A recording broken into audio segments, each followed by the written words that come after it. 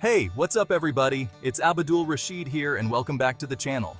Today, we're diving deep into a company that's practically a household name, Johnson & Johnson, also known as J&J on the stock market. Now, even if you don't immediately recognize the name, you've definitely used their products.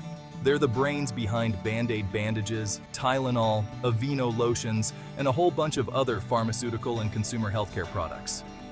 We're talking about a massive company with a long history, and today, we're going to break down everything you need to know about Johnson & Johnson, from its humble beginnings to its current market position. We'll examine its business model, its financials, and what the future might hold for this industry giant. Buckle up, because this is going to be a deep dive. Johnson & Johnson's story starts in 1886 with three brothers, Robert, James, and Edward Johnson, who shared a vision for creating sterile surgical dressings. They founded their company in New Brunswick, New Jersey, and quickly gained a reputation for quality and innovation. They pioneered sterile packaging and mass-marketed antiseptic products. In 1894, they launched Johnson's Baby Powder, a nursery staple worldwide. Iconic products like Band-Aid in 1920 and Tylenol in 1955 solidified their leadership. Today, Johnson & Johnson operates in 60 countries with over 250 subsidiaries. Let's break down Johnson & Johnson's business model. J&J operates through three main segments: consumer health, pharmaceuticals, and medical devices. Consumer health includes products like Tylenol, Neutrogena, and Band-Aid. Pharmaceuticals is the real moneymaker, dealing with prescription drugs. J&J excels in immunology, oncology, neuroscience, and cardiovascular diseases. Medical devices focuses on products used in hospitals and clinics. This includes surgical instruments, orthopedic implants, and contact lenses. Moving on to the company's organizational structure and leadership. Managing a company as large and diverse as Johnson & Johnson requires a well-defined structure and experienced leadership. At the very top, we have the Board of Directors, responsible for setting the company's overall strategic direction and overseeing its performance. The board is made up of experienced executives and industry leaders who provide guidance to the CEO and the executive leadership team. Speaking of the CEO, insert current CEO name, is the current head honcho at Johnson & Johnson, responsible for the day-to-day operations and executing the strategic vision set by the board. Underneath the CEO, we have a team of executive committee members, each responsible for a different aspect of the business. This hierarchical structure allows for clear lines of communication and decision-making. It also empowers leaders at different levels of the organization to take ownership of their respective areas of responsibility. Alright, so what's it actually like to work at Johnson & Johnson? With over 130,000 employees across the globe, the experience can vary depending on your role, location, and specific team. However, some common themes emerge when we look at employee reviews and company culture.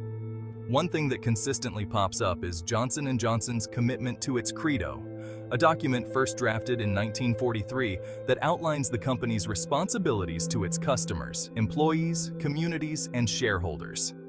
In terms of work-life balance, Johnson & Johnson generally receives positive reviews.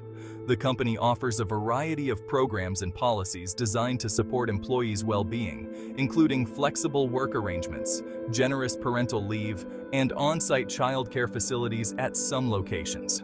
Compensation and benefits are generally considered to be competitive within the industry.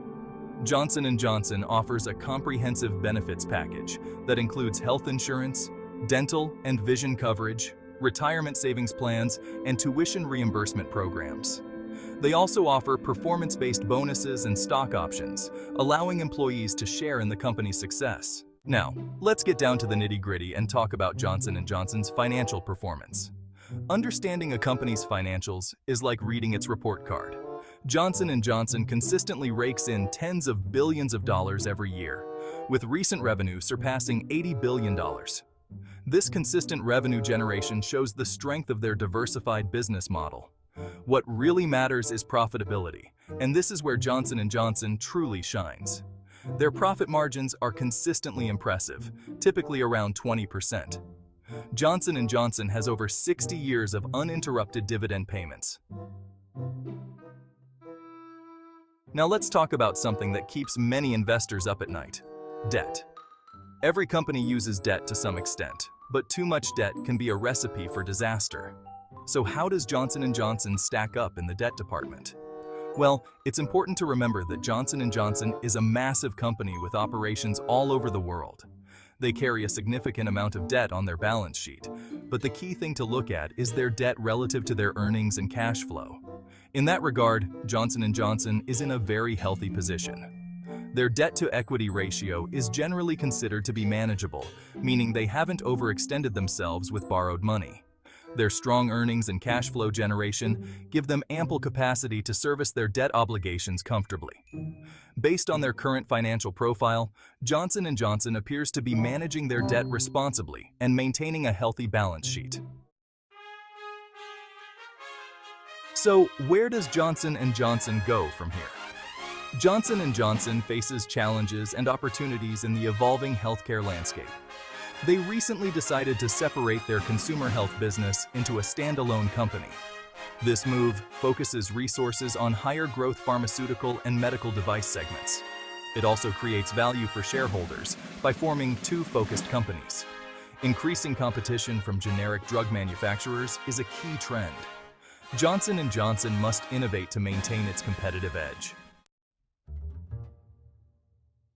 Is Johnson & Johnson a buy, hold, or sell right now? On the bullish side, Johnson & Johnson has a lot going for it. They have a diversified business model, strong brand recognition, and a history of innovation. However, there are also some potential headwinds to consider, such as fierce competition and litigation risks. Ultimately, the decision depends on your individual investment goals and risk tolerance. So, there you have it, folks. A deep dive into the world of Johnson & Johnson.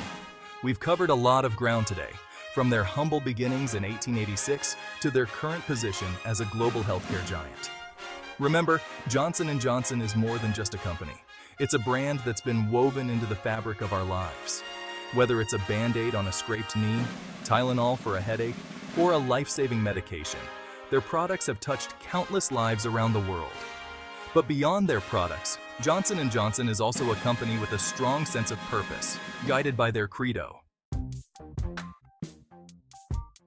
So, what do you think about Johnson & Johnson as a company and as a potential investment? Let me know your thoughts in the comments below. I'm really curious to hear your take on this. And while you're down there, don't forget to smash that like button and subscribe to the channel if you haven't already. By subscribing, you'll never miss out on my latest videos breaking down complex business topics and helping you make more informed financial decisions. As always, thanks for watching, and I'll catch you in the next one.